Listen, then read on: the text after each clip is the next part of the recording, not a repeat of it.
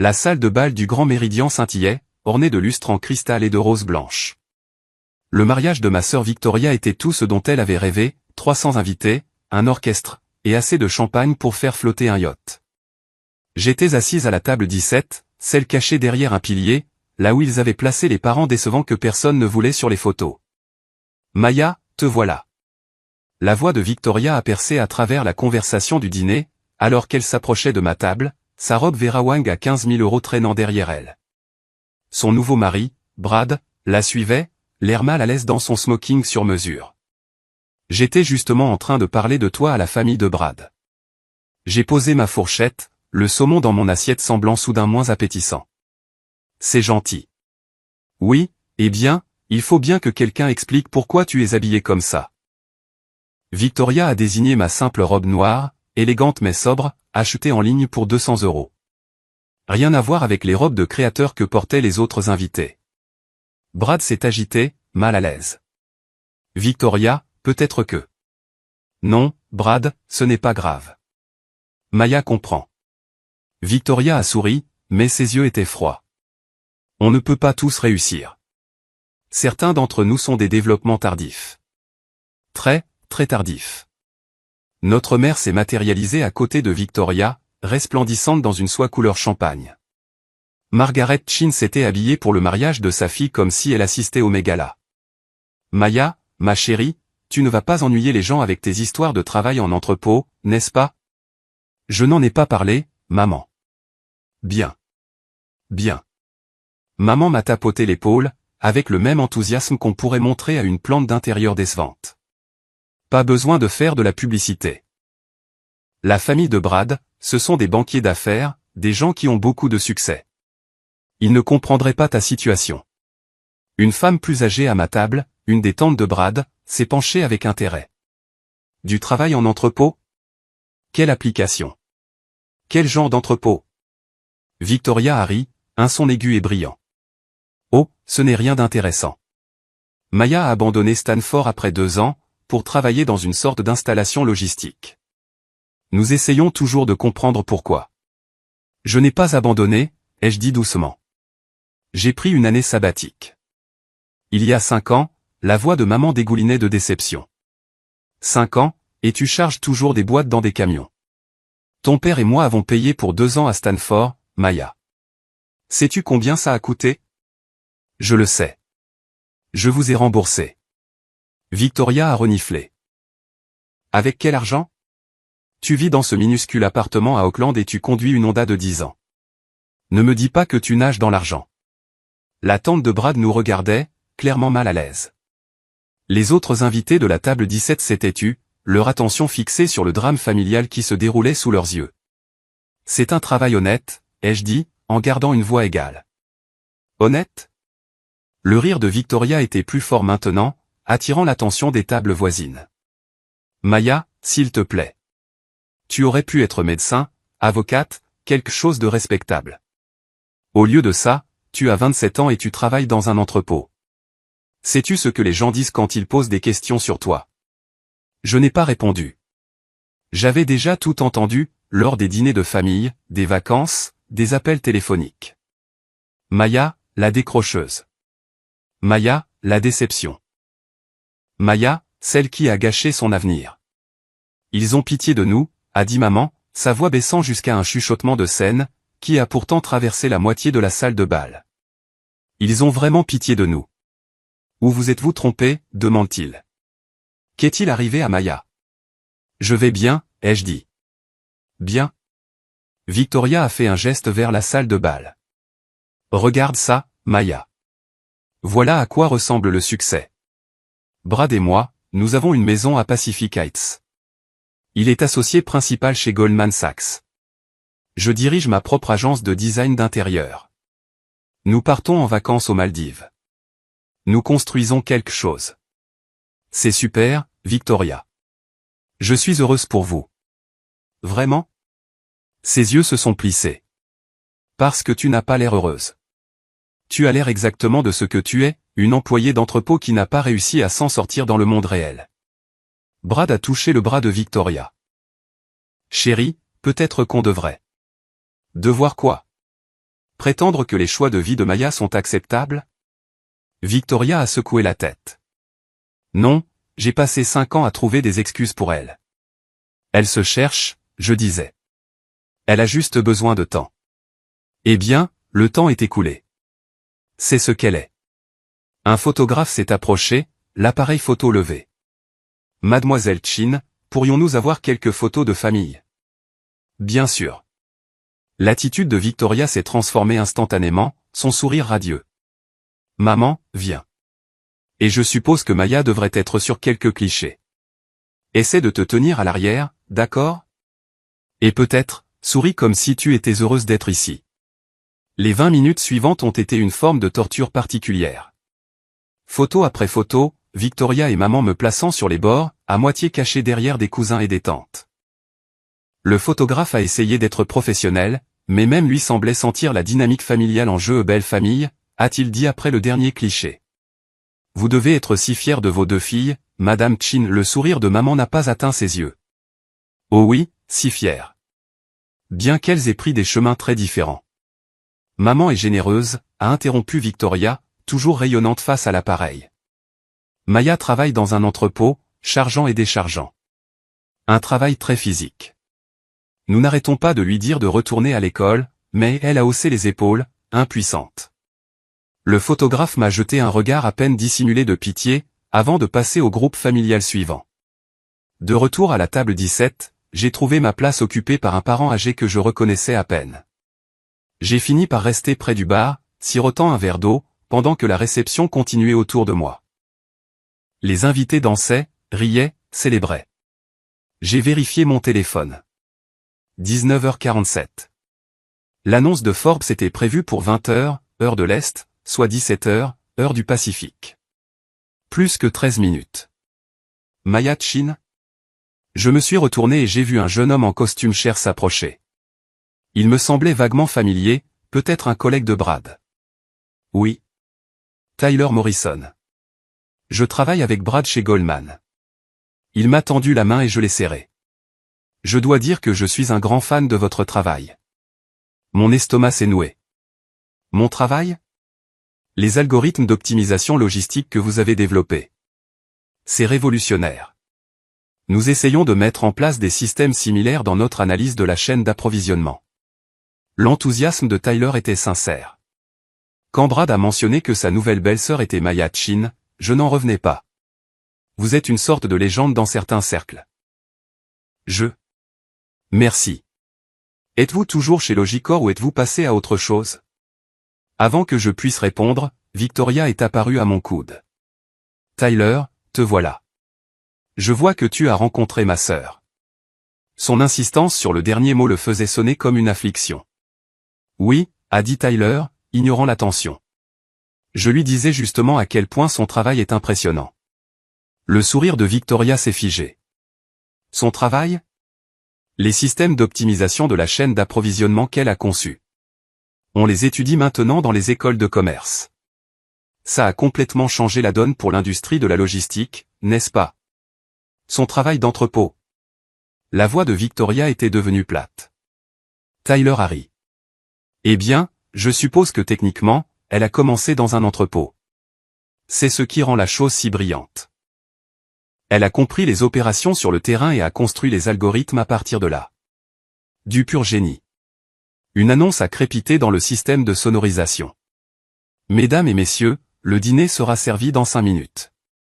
Veuillez regagner vos places. Victoria m'a attrapé le bras alors que Tyler s'éloignait. C'était quoi, ça?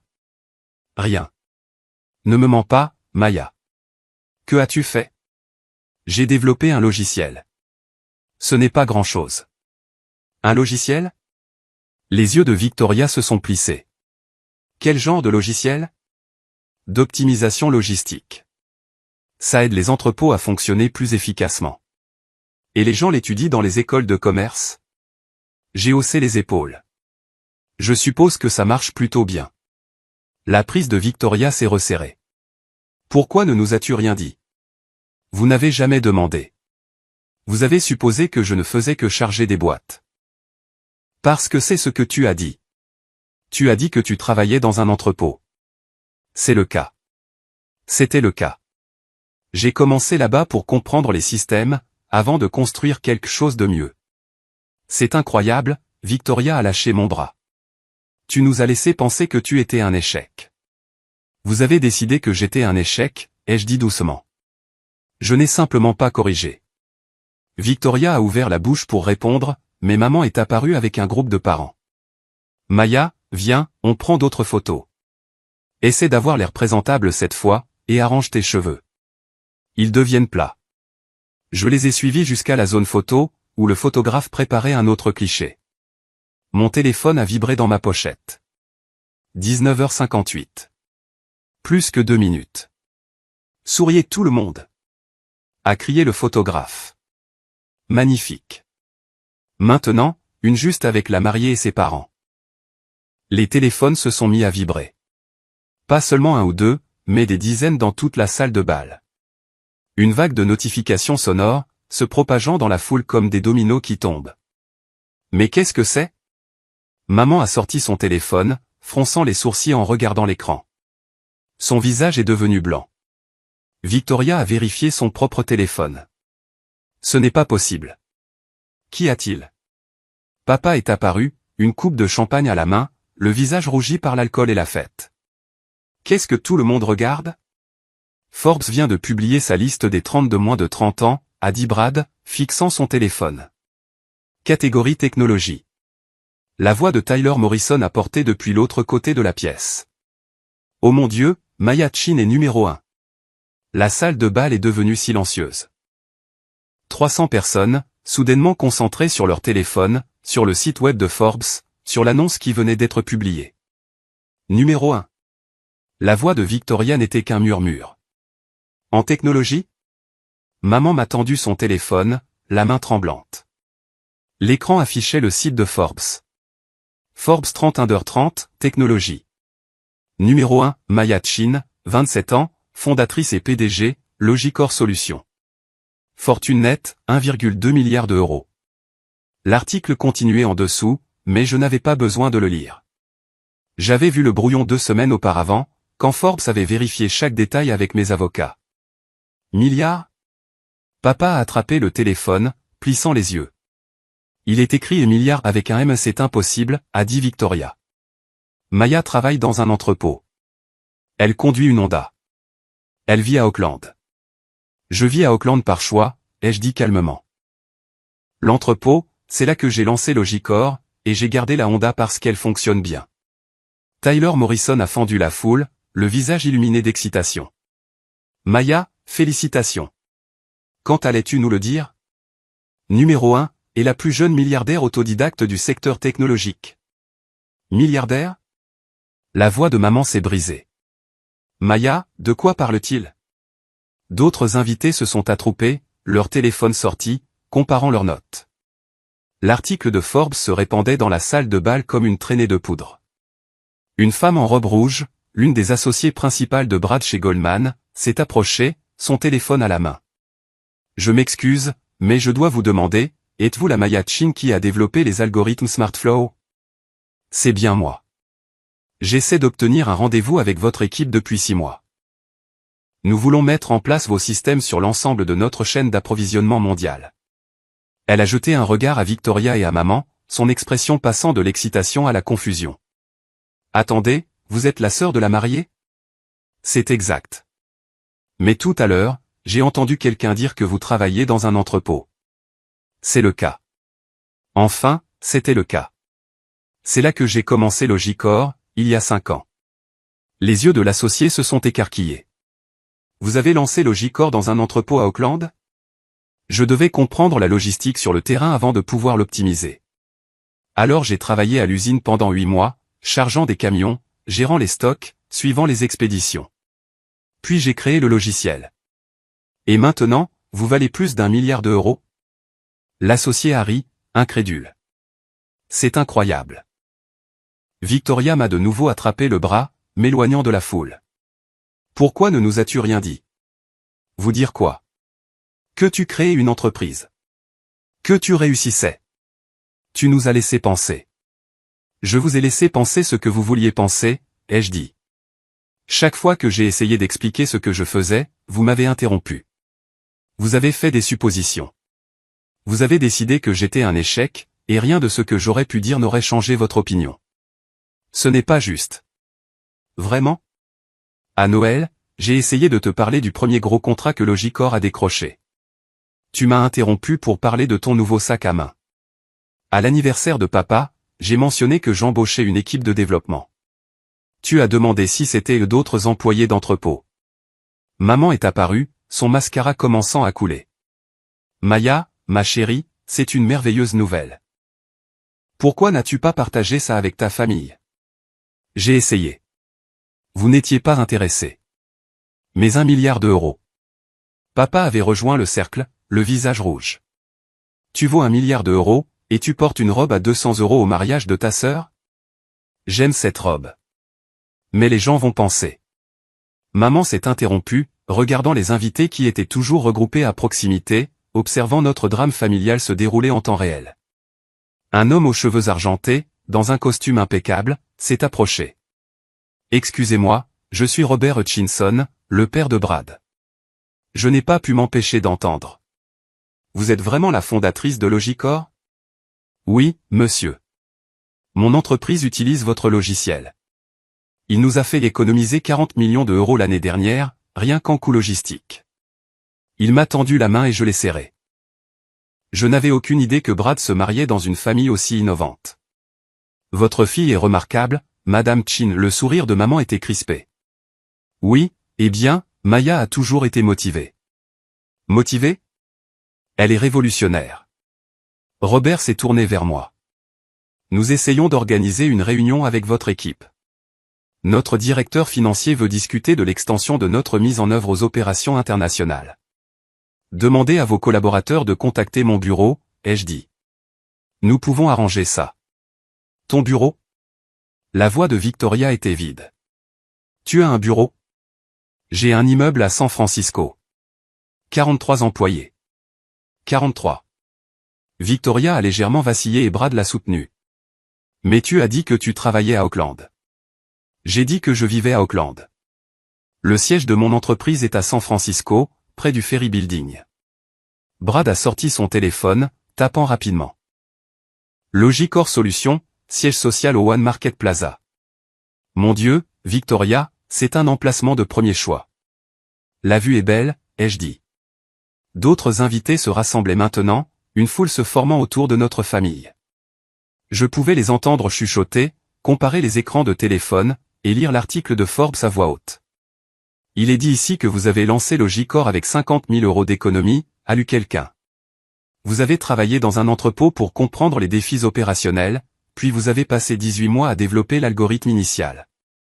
Votre premier grand client était Amazon. Le troisième client, ai-je corrigé. Le premier était une société de transport régional.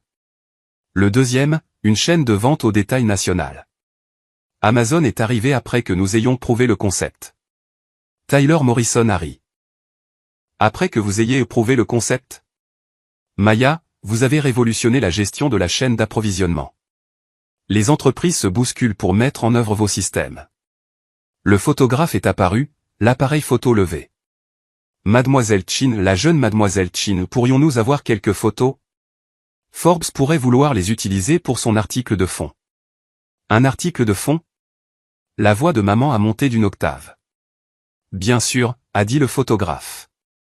Ils font toujours une couverture étendue du numéro 1, surtout quand il s'agit de quelqu'un d'aussi jeune que Mademoiselle Chin. C'est une nouvelle énorme. Victoria a attrapé le bras du photographe.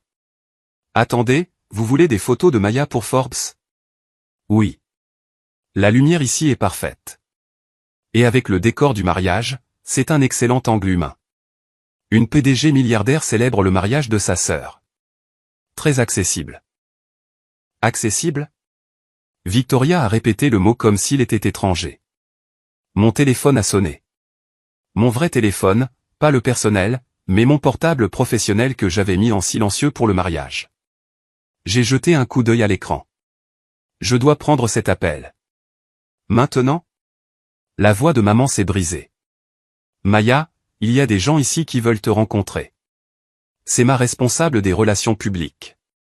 L'annonce de Forbes vient d'être publiée. Je dois coordonner notre réponse. Je me suis éloigné de la foule, répondant à l'appel. Sarah? Oui, la réaction est importante.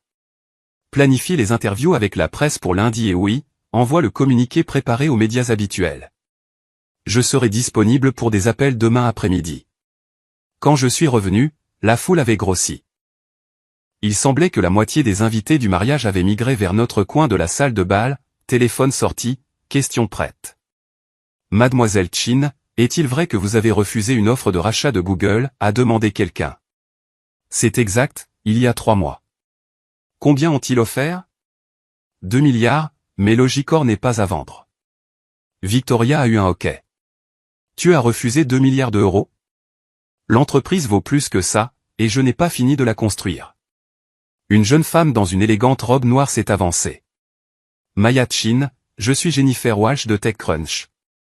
Je suis ici en tant qu'invité, mais je dois vous demander, puis-je prévoir une interview? C'est la plus grande nouvelle technologique de l'année.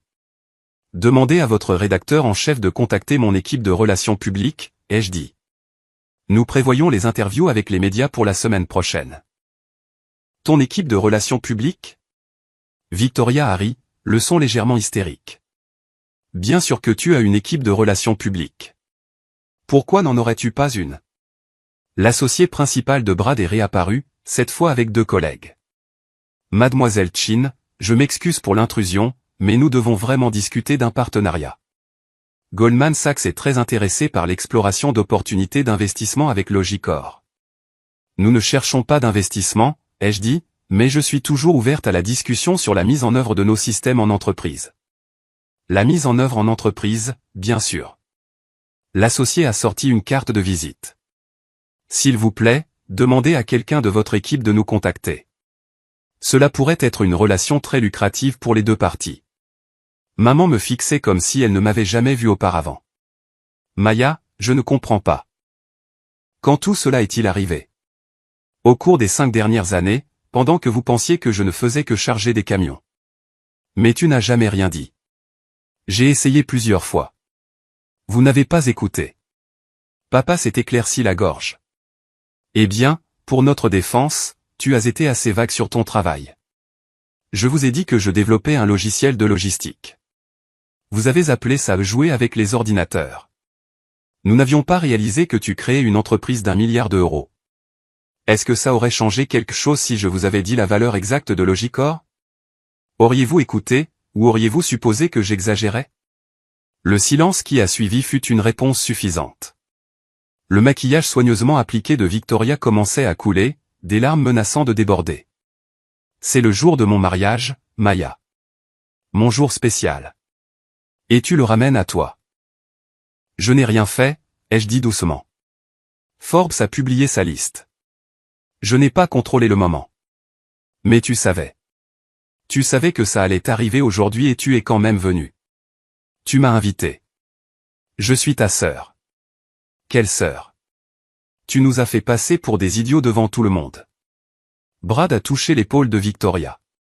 Chérie, peut-être qu'on devrait. Devoir quoi? Victoria s'est retournée vers lui. Prétendre que ça n'arrive pas? Tout le monde ici parle de Maya. Mon mariage est ruiné. Ton mariage va bien, ai-je dit. La liste Forbes, c'est une nouvelle qui dure environ 5 minutes. Ensuite, les gens retourneront célébrer votre mariage. Mais même en le disant, je savais que ce n'était pas vrai. La foule autour de nous grossissait, les téléphones sortis, les questions se multipliant.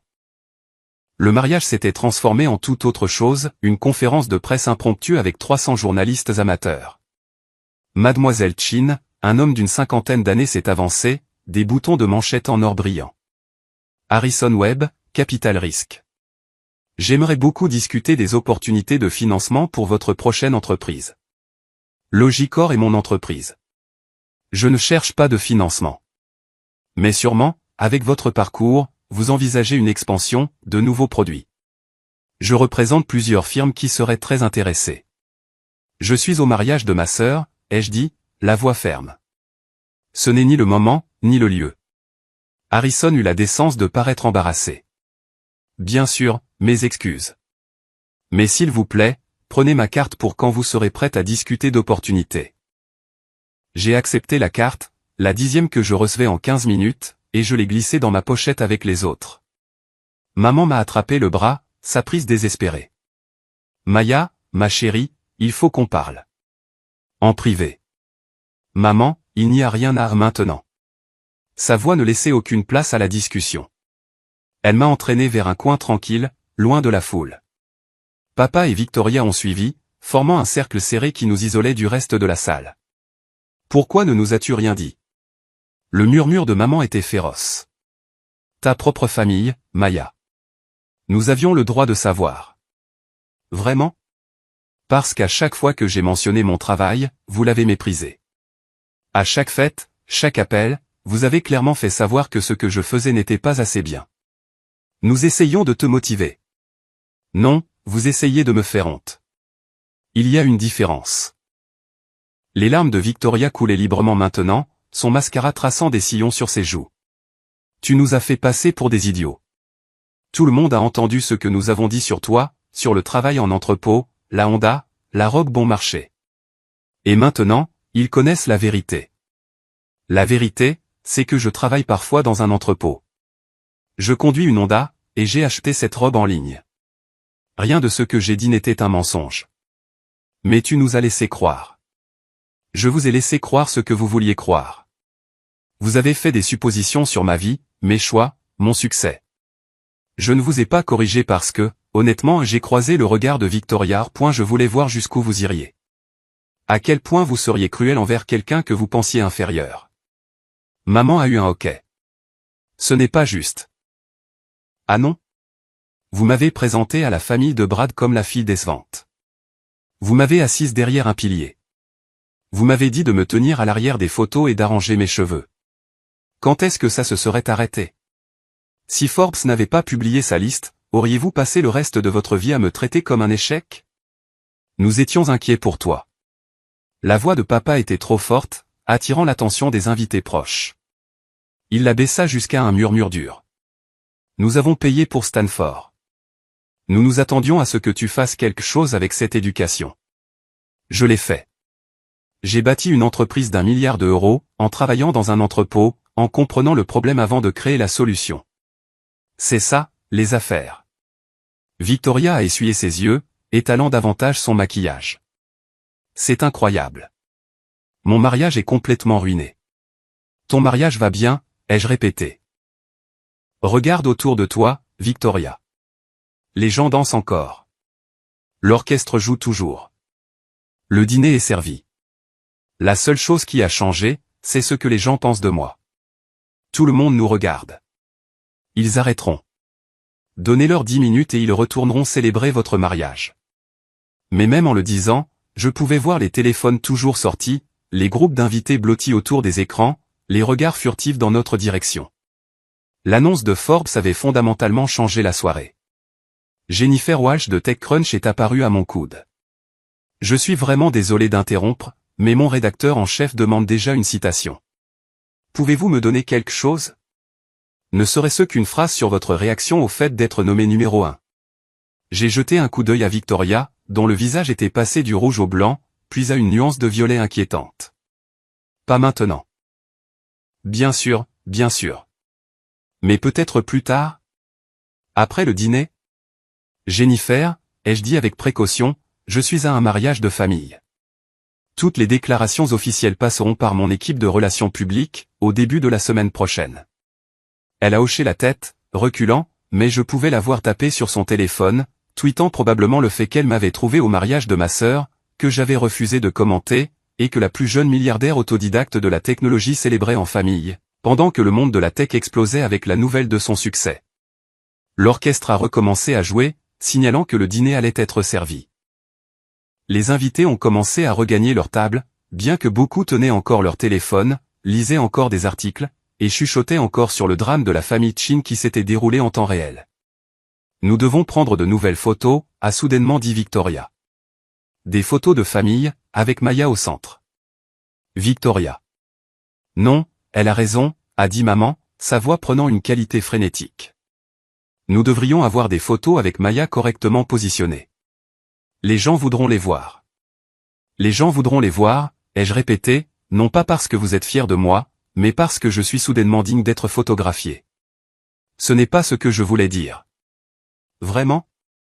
Le photographe s'est approché avec précaution. Je déteste interrompre, mais si vous voulez des photos de famille supplémentaires, ce serait le moment. La lumière est parfaite. Victoria a attrapé ma main. S'il te plaît, Maya. Juste quelques photos pour la famille. J'ai regardé ma sœur, son maquillage coulé, ses yeux désespérés, sa prise mortelle sur ma main. Malgré toute sa cruauté, tous ses commentaires méprisants et ses humiliations désinvoltes, elle était toujours ma sœur, et c'était toujours le jour de son mariage. D'accord, ai-je dit doucement. Quelques photos. Nous avons passé les 10 minutes suivantes à poser pour l'appareil photo. Cette fois, je n'étais pas caché à l'arrière ou à moitié coupé du cadre. Maman m'a placé au premier plan, son bras autour de ma taille, son sourire éclatant et faux. Belle famille, a dit le photographe. Vous devez être si fiers. Le rire de maman était cassant. Oh, nous sommes si fiers. Quand les photos ont été terminées, je me suis échappé vers la table 17. Mon saumon était froid, les légumes figés, mais je m'en fichais. J'avais juste besoin d'un moment, loin des regards, des questions, de cette attention soudaine. Tyler Morrison s'est glissé sur le siège à côté de moi. Sacrée soirée. On peut le dire. Pour ce que ça vaut, je pense que ce que tu as fait est incroyable. Partir de zéro, vraiment comprendre le travail avant d'essayer de l'optimiser. C'est rare dans la tech. Merci. Et ta famille, il a hésité. Eh bien, je suis sûr qu'ils sont juste en train de digérer la nouvelle. Ils sont en train de digérer le fait que je vaux soudainement la peine d'être connu. Tyler a grimacé. Ouais, j'ai entendu une partie de ce qu'ils ont dit tout à l'heure, avant l'annonce. C'était dur. Ça fait 5 ans que c'est dur. Pourquoi ne leur as-tu rien dit? Me croirais-tu si je te disais que je voulais voir s'ils m'aimeraient quand même si je n'étais qu'une simple employée d'entrepôt? J'ai regardé maman à l'autre bout de la salle, la regardant rire avec les parents de Brad, inventant probablement une histoire sur le fait qu'elle avait toujours su que je réussirais, qu'elle avait toujours été fière. J'ai eu ma réponse, ai-je dit. Le dîner a été servi, bien que je l'ai à peine goûté. Les invités n'arrêtaient pas de s'approcher entre les plats, les collègues de Brad, des parents éloignés, de parfaits inconnus qui voulaient soudainement tout savoir sur Logicor, sur l'annonce de Forbes, sur mes projets d'avenir. J'ai répondu poliment, j'ai distribué les cartes de visite de mon équipe de relations publiques, j'ai esquivé les questions personnelles, et pendant tout ce temps, j'ai observé ma famille. Victoria, essayant de sourire pour les photos, tandis que ses yeux revenaient sans cesse vers moi avec quelque chose qui ressemblait à du ressentiment. Maman, soudainement expansive dans ses louanges, racontant à qui voulait l'entendre mes études à Stanford, mon esprit brillant, mon esprit d'innovation, toutes les choses qu'elle avait méprisées ou ignorées au cours des 5 dernières années. Papa, calculant derrière ses yeux, pensant probablement déjà à la manière dont mon succès pourrait lui profiter, à son entreprise, à son statut social. Les discours ont commencé après le dîner. Le témoin de Brad a raconté des blagues sur leurs aventures universitaires. La demoiselle d'honneur de Victoria a pleuré en racontant une histoire sur leur amitié. Et puis papa s'est levé, une coupe de champagne à la main, le visage rougi par l'alcool et l'émotion. Je veux dire quelques mots sur mes filles, a-t-il commencé, sa voix portant à travers la salle. Victoria, tu nous as toujours rendus fiers. Ton entreprise, ton mariage avec Brad, ton succès. C'est tout ce que nous aurions pu espérer. Victoria rayonnait depuis la table d'honneur. Et Maya, papa a fait une pause, ses yeux me trouvant dans la foule. Maya nous a tous surpris ce soir. Quand Forbes a annoncé sa liste des 30 de moins de 30 ans, quand nous avons vu notre fille, notre plus jeune fille, classée numéro 1 en technologie, valant plus d'1 milliard d'euros. Eh bien, je vais être honnête, nous avons été stupéfaits. Des rires polis ont parcouru la foule. Mais je veux que tout le monde ici sache, a poursuivi papa, que nous avons toujours cru en Maya. Nous avons toujours su qu'elle était destinée à de grandes choses. Et ce soir, en voyant son succès reconnu sur une plateforme aussi prestigieuse, nous ne pourrions être plus fiers. À ma brillante, innovante, remarquable fille, Maya Chin. La salle a éclaté en applaudissements. 300 personnes levant leur verre, portant un toast à mon succès, mon innovation, mes réalisations remarquables. Je n'ai pas levé mon verre. Je suis resté assise à la table 17, regardant mon père mentir à 300 personnes, le regardant réécrire 5 ans de mépris et de déception en un récit de soutien et de confiance. Et j'ai souri, parce que je connaissais la vérité. Il connaissait la vérité. Et grâce à Forbes, grâce au timing de cette annonce, la moitié des invités ici connaissaient aussi la vérité. Ils avaient entendu ce que maman et Victoria avaient dit avant l'annonce. Ils avaient été témoins de la cruauté désinvolte, des commentaires méprisants, de la façon dont ma famille m'avait traité quand ils pensaient que je n'étais qu'une employée d'entrepôt avec une robe bon marché et une Honda de 10 ans. La soirée s'est terminée lentement. Le gâteau a été servi, un chef-d'œuvre de 6 étages avec de vraies feuilles d'or. L'orchestre a joué et les couples ont dansé. Victoria et Brad ont coupé le gâteau pour les photos, souriant et riant. Mais je pouvais voir la tension dans les épaules de ma sœur, la façon dont elle ne cessait de me jeter des regards. Vers 22 heures, j'ai décidé que j'avais rempli mes obligations familiales. J'ai trouvé Victoria près du bar, parcourant son téléphone, lisant probablement les centaines d'articles de Forbes et de publications sur les réseaux sociaux au sujet de Logicor. Je vais y aller, ai-je dit. Victoria a levé les yeux, rouge de larmes et de champagne. Tu pars. La journée a été longue. Maya. Elle s'est arrêtée, cherchant ses mots. Je suis désolé pour ce que j'ai dit tout à l'heure. Es-tu désolé, ou es-tu désolé que tout le monde t'ait entendu le dire? Victoria a tressailli. Ce n'est pas juste. Ce soir, il n'était pas question de juste, Victoria. Il était question de vérité. Et la vérité, c'est que tu as passé 5 ans à me traiter comme un échec. Ce soir n'a pas changé ça. Ça a juste changé la valeur que tu m'accordes. J'avais tort. Tu as été cruel. Il y a une différence. Je me suis tourné pour partir, mais Victoria m'a attrapé le bras. S'il te plaît, reste encore un peu. Les gens veulent te parler. Les gens veulent parler au numéro 1 de Forbes. Ils ne veulent pas me parler. Et honnêtement, je ne veux pas leur parler. Mais profite de ton mariage, Victoria. Félicitations pour ton mariage. J'espère que Brad te rendra heureuse. Je me suis dégagé et je me suis dirigé vers la sortie. Maman m'a intercepté dans le hall, légèrement chancelante sur ses talons. Maya, tu ne pars pas ainsi. Mais il y a des gens, des investisseurs, des chefs d'entreprise, ils veulent te rencontrer. Ils peuvent contacter mon bureau lundi. Maya, s'il te plaît. La voix de maman s'est brisée. Je sais que j'ai dit des choses ce soir, des choses que je n'aurais pas dû dire. Mais tu dois comprendre. Nous ne savions pas. Nous pensions aider. Aider? En me qualifiant de déception devant 300 personnes? Je n'ai jamais utilisé ce mot. Victoria l'a fait. Et tu étais d'accord avec elle. Tu as souri et hoché la tête pendant qu'elle disait à tout le monde que j'étais l'échec de la famille. Les yeux de maman se sont remplis de larmes. Je suis désolé. Vraiment? Ou es-tu juste désolé que je ne sois pas réellement un échec? Je n'ai pas attendu de réponse. J'ai quitté le Grand Méridien Ballroom, j'ai traversé le hall en marbre, et je suis sorti dans la nuit fraîche de San Francisco. Ma Honda était garée à 3 pâtés de maison. Je n'avais pas voulu payer le voiturier. J'ai marché lentement, mes talons bon marché claquant sur le trottoir, ma robe à 200 € bruissant autour de mes genoux. Mon téléphone vibrait de messages, ma responsable des relations publiques, mes avocats, mon équipe de développement, les médias, les investisseurs. Tout le monde voulait un morceau du numéro 1 de Forbes. Mais je ne les ai pas vérifiés. Pas encore. J'ai traversé le Bay Bridge jusqu'à Auckland, jusqu'à mon petit appartement avec vue sur l'eau, et je me suis changé pour un survêtement et un vieux t-shirt de Stanford, des 2 années que j'y avais passées avant de prendre cette année sabbatique pour créer une entreprise. Demain, les interviews commenceraient. La frénésie médiatique s'intensifierait. Logicor serait sous les feux des projecteurs. Et avec, mon histoire, l'employé d'entrepôt devenu milliardaire, la décrocheuse de Stanford qui a révolutionné la logistique, la déception familiale qui a prouvé à tout le monde qu'ils avaient tort. Mais ce soir, je suis juste resté assis sur mon balcon et j'ai regardé les lumières de San Francisco scintiller de l'autre côté de la baie.